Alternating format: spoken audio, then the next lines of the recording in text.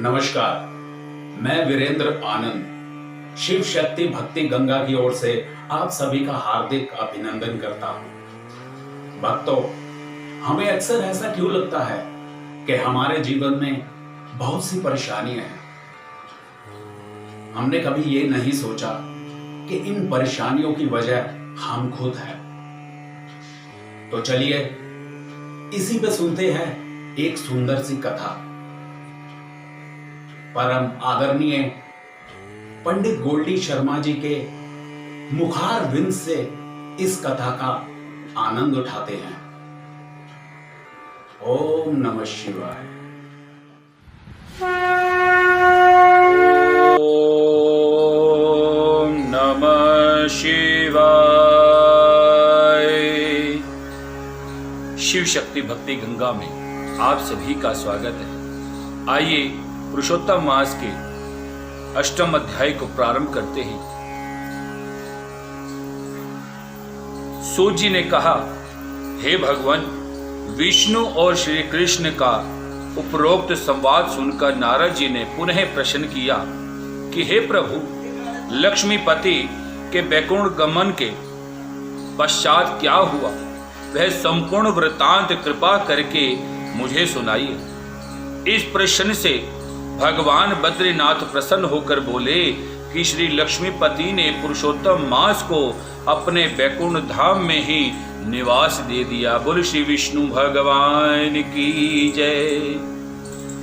तब वह स्वर्ग का निवासी और सब मासों में अधिपति होकर सानंद भगवान विष्णु के साथ निवास करने लगे। इसके पश्चात धर्मराज युधिष्ठिर और द्रौपदी के देखते हुए भक्त वत्सल्य भगवान श्री कृष्ण अर्जुन से कहने लगे, हे पार्थ, मुझे विदित है कि आप लोगों ने वन में आकर कष्ट सहे, इसी से आपको पुरुषोत्तम मास का ध्यान नहीं रहा।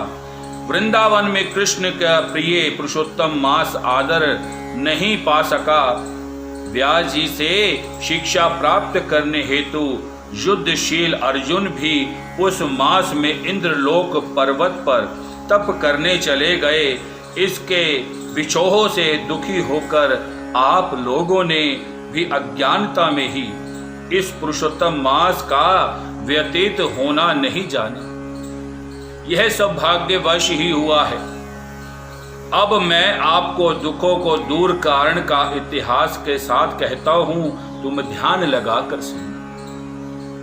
श्री कृष्ण बोले, यह द्रौपदी पूर्व जन्म में एक विद्वान ब्राह्मण की पुत्री थी। बाल्यावस्था बीतने पर वह युवती हुई। इसके नेत्र बहुत ही सुंदर हो गए और रूप निखर गया। यह चतुर्गुणी और अत्यंत सुंदरी थी तथा पिता की अति प्यारी थी। पिता ने उसे पुत्र की भांति पाला पोसा था और कभी अपेक्षा नहीं की थी। वह साहित्य, शास्त्र और नीति में पूर्ण निपुण हो गई थी। माता की मृत्यु पहले हो गई थी, इससे उसके पिता ने ही पाला पोसा। पड़ोसियों और सखियों का सुख देखकर वह भी पति और पुत्र आदि की कामना करने लगी। विचार करती रही कि ऐसे गुणी और भाग्यशाली पति और पुत्र आदि मुझे किस प्रकार प्राप्त होंगे। उस जन्म में उसके विवाह और व्यवस्था इसके पिता नहीं कर पाए, इसलिए हर समय यही सोचती रहती थी कि अब क्या किया जाए, किस देव की उपासना की जाए, किस मुनि को समीप जाऊं, कौन सा तीर्थाटन करूं, मेरा भाग्य क्या सो गया है। कोई मुझे पत्नी रूप में अंगीकार क्यों नहीं करता। इतने विद्वान होने पर भी मेरे पिता भाग्य दृष्टि से मूर्ख बने हुए हैं, जो विवाह के वे होने पर भी मुझे मेरे लिए उपयुक्त वर नहीं ढूंढ रहे। मैं अपनी सखियों में प्रमुख बनी हुई हूँ, किंतु फिर भी कुमारी हूँ। मेरी सखियों को स्वामी के सुख जैसा अनुभव है, मुझे वैसा नहीं है। इसी से मुझे अत्यंत क्लेश है। इसी प्रकार इच्छाओं के समुद्र में चिंतातुर वह कन्या मोह और शोक में सागर में हर समय डूबी रहती। दूसरी ओर वह विद्वान ब्राह्मण कन्यादान हेतु उपयुक्त पात्र की खोज करने में लगा रहा, किंतु उसके योग्य पात्र नहीं मिला और वह निराश हो गया। अपनी कन्या के दुर्भाग्य से उसके संकल्प का पिंजरा टूट गया और देवावास उसे तीर्थ एवं दारुण ज्वर से ग्रस्त कर लिया। उसने अपनी पुत्री को स्मरण किया, किंतु जब तक भयभीत पुत्री उस तक आई उसके प्राण निकल गए। बोल श्री विष्णु भगवान की जय। इस प्रकार वह ब्राह्मण अपने जीवन काल में कन्यादान करने की प्रसन्नता भी अनुभव नहीं कर सकता। हरि भगत धर्मात्मा व्यक्ति जिस प्रकार मृत्यु शैया पर गृहस्थ धर्म का पालन किए गए परिश्रम की चिंताएं एवं संसार की सब वासनाओं को छोड़ हरि के साथ अपने तन में कर देते हैं, इसी तरह निपुण ब्राह्मण ने नील कमल की भांति सुंदर त्रिभंग ललित स्वरूप श्री हरि पुरुषोत्तम स्वरूप में अपने चित्त लगाकर उन्हें स्मरण किया। उसके मन की बात भगवान को से प्रार्थना की कि हे राजाओं के राजा, हे राधा के संग भ्रमण करने वाले, प्रचंड भुजाओं से दैत्य को हनन करने वाले, हे कृष्ण, हे गोविंद, हे मुरारी, हे राधिका पति, मैं आपकी वंदना करता हूँ। हे नाथ, हृदय केश में आपकी वंदना करता हूँ, मुझे अपनी शरण में ले लीजिए।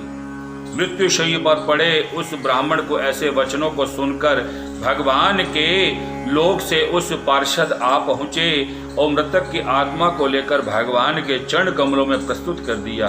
बोलो श्री वृंदावन बिहारी लाल की जय। अपने पिता को मृत्यु पाकर वह कन्या हाँ हाँ करके रुदन करने लगी।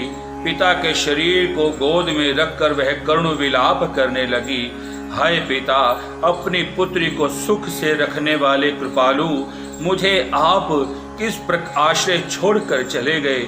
मुझे पितृहीन की अब कौन रक्षा करेगा। ना कोई मेरा है भाई, ना कोई कुटुंब जन है। मेरी तपस्विनी माता भी मुझ पर मेरे पास नहीं है। हाय मेरे भोजन वस्त्र की चिंता अब कौन करेगा। हे पुत्री को प्यार करने वाले पिता, तुम मेरा विवाह किए बिना ही मुझे छोड़कर जा रहे।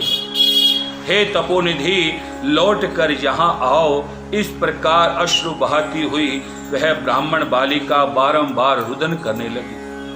उसका ऐसा करुण रुदन सुनकर उस वन में निवास करने वाले अन्य ब्राह्मण सोचने लगे कि ऐसे करुण स्वर में कौन रोता है। तो पता लगा कि ब्राह्मण की पुत्री रोती है, उसका पिता मृत्यु को प्राप्त हो गया था। सो सब एकत्रित होकर विलाप करते हुए उस ब्राह्मण को बालिका के निकट पहुंचे और रुदन करने लगे।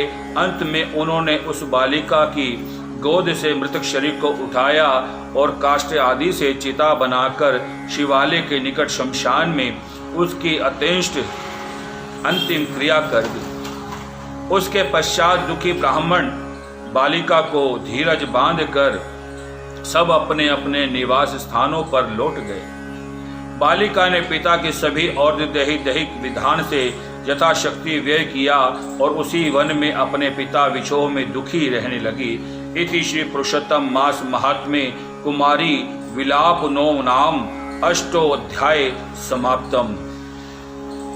अतः इस पुरुषोत्तम मास की कथा का यह अष्टम अध्याय संपूर्ण होता है और यही उस परमपिता परमेश्वर से प्रार्थना करते हैं कि इस संसार में जितने भी पुत्रियां हैं उनके माता पिता सदा ही स्वस्थ रहें और उनके जीवन काल में सदा ही ईश्वर का नाम स्मरण करते रहें। और जितने भी इस संसार में सृष्टि में जितनी भी बच्चियां हैं सबके ऊपर परमपिता परमेश्वर श्री विष्णु भगवान जी की कृपा करुणा कृपा बनी रहे। यही कामना करते हुए मैं पंडित गोल्डी शर्मा आप सभी से आज्ञा लेता हूँ। ओम नमो भगवते वासुदेवाय।